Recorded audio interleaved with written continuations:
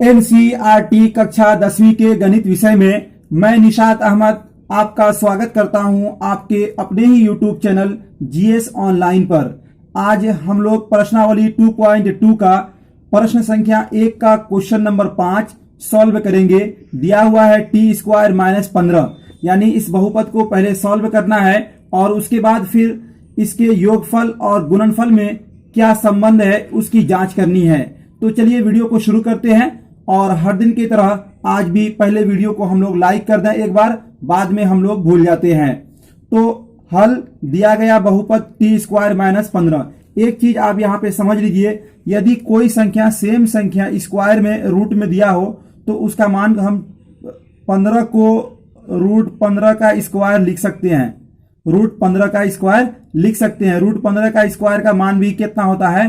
15 ही होगा। यानी इसको हम 15 को √15 का स्क्वायर लिखने में कोई मान में फर्क नहीं पड़ेगा, क्योंकि √15 स्क्वायर का मतलब होता है 15 गुना √15।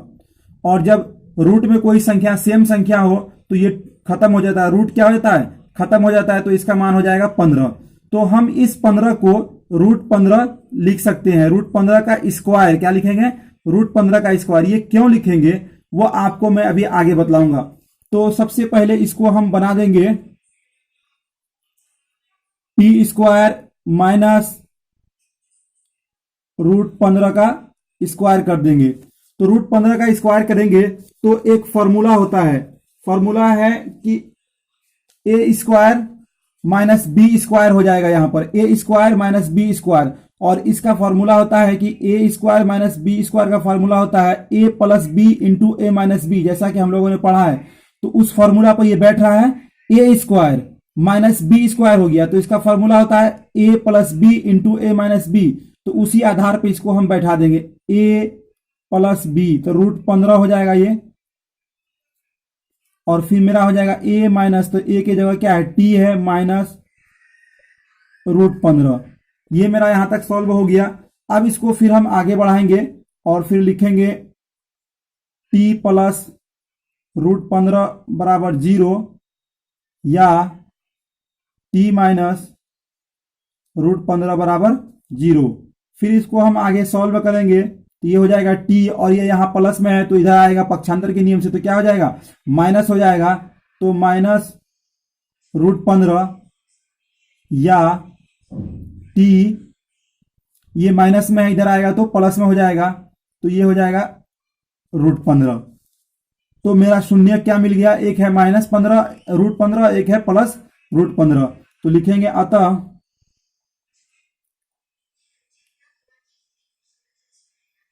शून्य -√15 और √15 होगा।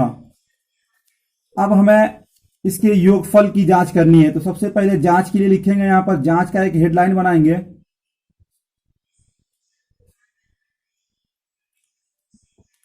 और लिखेंगे शून्यकों का योगफल, जैसा कि हम लोग पिछले में बनाते आए थे। तो शून्यकों का योगफल, शून्यकों का योगफल, इसका फॉर्मूला हम लोगों ने पिछले पढ़ रखा है पहले में कि शून्यकों का योगफल बराबर होता है -x का गुणांक और फिर बटा में होता है x² का गुणांक। तो यहां तो x है नहीं, यहां t है, तो इसलिए यहां पे लिखेंगे t -t का गुणांक, -t का गुणांक, -t का गुणांक, और आगे हो जाएगा t² का गुणांक, t² का गुणांक। अब इसको फिर हम आगे सॉल्व करेंगे। तो शून्यकों का योगफल, योगफल का मतलब होता है जोड़। तो इस दोनों को जोड़ेंगे तो सबसे पहले लिखेंगे, क्या लिखेंगे? √15 प्लस इंटू माइनस हो जाएगा ये, और आगे ज्यों का तू लिख देंगे -t का गुणांक, नीचे में हो जाएगा t² का गुणांक।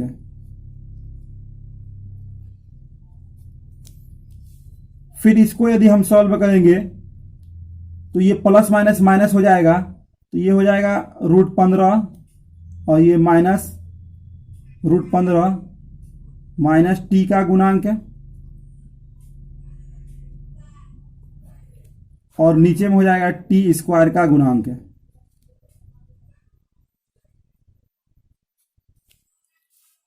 अब ये प्लस माइनस दोनों कट जाएगा तो मान क्या होगा, 0 हो जाएगा। ये प्लस माइनस दोनों कट जाएगा, प्लस माइनस दोनों कटेगा तो इसका मान हो जाएगा 0। तो यहां लिखेंगे 0 और 0 के नीचे कुछ नहीं है तो इसके नीचे अपने से 1 लिख देंगे, क्योंकि किसी भी संख्या के एक नीचे 1 छुपा होता है। तो आगे लिखेंगे माइनस टी का गुणांक है और नीचे लिखेंगे टी स्क्वायर का गुणांक है।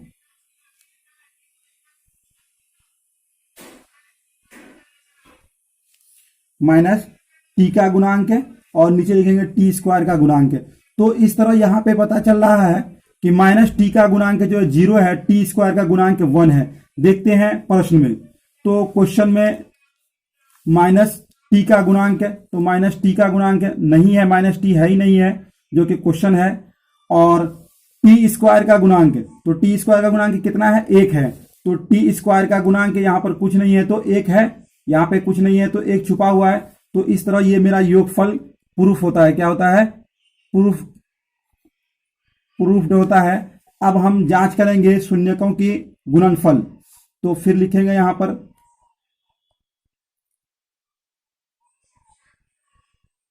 शून्यकों का गुणनफल।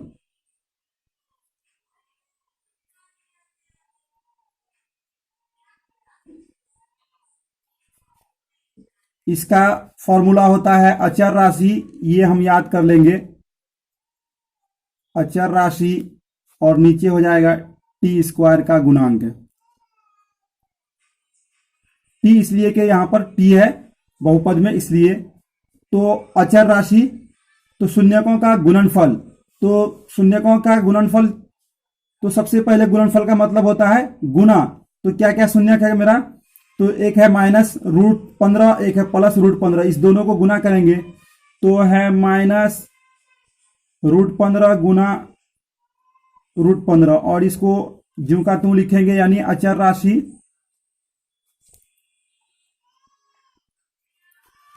नीचे हो जाएगा टी स्क्वायर का गुणांक।